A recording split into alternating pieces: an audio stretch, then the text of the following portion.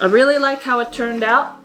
And I made sure that I didn't use any kind of special equipment as much as possible, just in case my students could not get access to that. All right, so this is the piece right over here. It's nearly done. I want everyone to be working at this level or you will all fail. I'm kidding. So this is the pot right here. This is the one that is modeled after the Igbo pottery of the Nigerian Igbo tribe. So I took the two halves that I built. You must build your pot. I found this, I learned a lot through this process too, even as your teacher, that you need to build the pot inside of a bowl. It is impossible to build with the salt clay using no support structure. I tried, I failed. It doesn't work. So you gotta find a bowl, whether it's metal. I used a metal one, but only because it had the shape that I needed. A plastic one, a metal one, and you must line the inside with plastic wrap or cling wrap. It will not melt, so don't worry about it melting. 200 degrees is hot enough. You're kind of sticking things in the oven to speed up the drying so that you can quickly get on with your work. That is the only reason why. You could do this project and let it air dry, but it'll just take a little longer, that's all. For this pot to totally dry would take weeks. It would literally take weeks because there's moisture in there, even though it may feel dry. I feel like it's a little cold, so I know there's moisture in there. I know it's really thick. It would take literally weeks. When things harden up a little bit, I'm going to just like fix the bottom so it looks a little cleaner because I just want everything to be perfect. I think, you know, the bottom should also be kind of considered. I'm just going to clean up the bottom a little bit, let that air dry. And then I'm going to paint it so it looks exactly like that red-brown clay in the picture. I don't have to, and you don't have to either. If you see a bowl or a vase and it's a particular color, you could just leave it the raw color of the salt clay because you can't see it. But as the salt clay dries, like I said, it's going to sparkle because of all of the salt.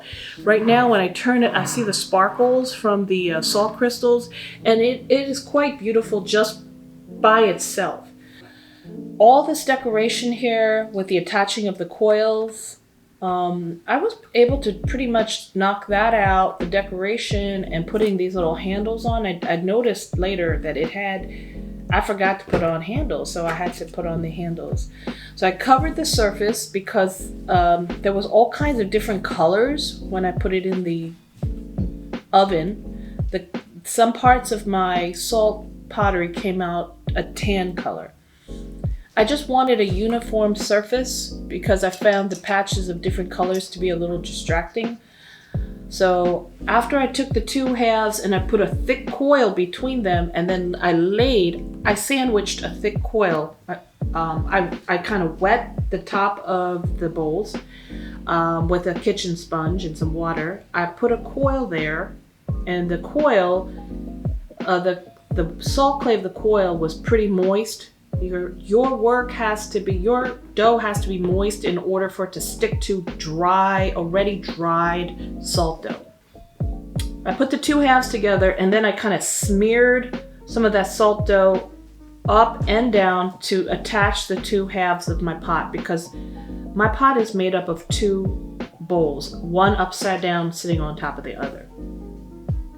So the salt dough actually worked. To attach it, I didn't have to use glue or anything else. Just use the salt dough itself to piece the two together, which was nice. Then this decoration took about an hour, maybe an hour and a half. All these marks, all I did was use a fork. You know how like when you make pies, sometimes people use a fork on the crust to just like have a little decorative edge to your pie, I just used kitchen technology. I just grabbed the metal fork and it allowed me to make, I just used the curved side of this fork here and I just pressed, after I built these coils, I supported it on the underside with my hand in case I got a little too strong with it. And I went like this. I pushed in and then I kind of dragged out, pushed in and pulled it out, and to make these lines. And then I flipped my fork around so I'm always using the curved concave side. And I did that to the underside, which kind of evened it back out. This is a visual arts class, so I would highly recommend that you do this one. In terms of cost, I actually made some mistakes, so I wasted some flour, but literally the cost was $3.29, and it was made out of salt, tap water, and a bag of flour. And it wasn't like a humongous bag of flour, it was just like a normal bag of flour. You don't have to make anything this big. If you want to make a smaller pot, that's fine. You don't have to make anything this big. But base it off of a piece that you did some research on. So when I looked up my pot, I saw this view. I didn't get a really good, and I couldn't find any other views. So this part of the pot right here, I had to guess. From looking at the photograph from this view, I was kind of able to figure out what it might look like. So then I made up kind of the side view based on what I could see. And then the back is the same. Okay? The handles would totally not stand up because the salt dough is very floppy. So what I used was a little bit of the leftover plastic wrap. I saved all that stuff. I didn't throw it away right away. And I stuck it underneath there. I could probably use a rubber band, but to just hold the pot handles up to keep the holes open, or it would collapse.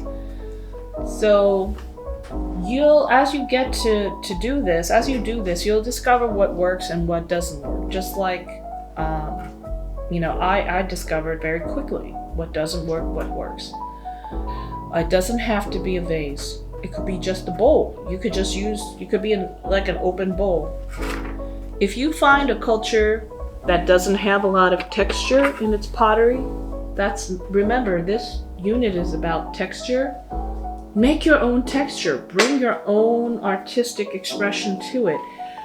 You can make it up. But you should base the work initially on a piece that exists in a different culture, just so that you have an image to look at, something to model your work after. So in other words, don't just make it completely up in your head, okay? I want to know what you guys are thinking of when you are looking at this pottery. What's going through your mind? What do you think about it? You could also put down your own thoughts, absolutely, your personal thoughts about that piece. Good luck with this. Have a great weekend, guys. Be safe, okay? No gatherings. Be safe, okay?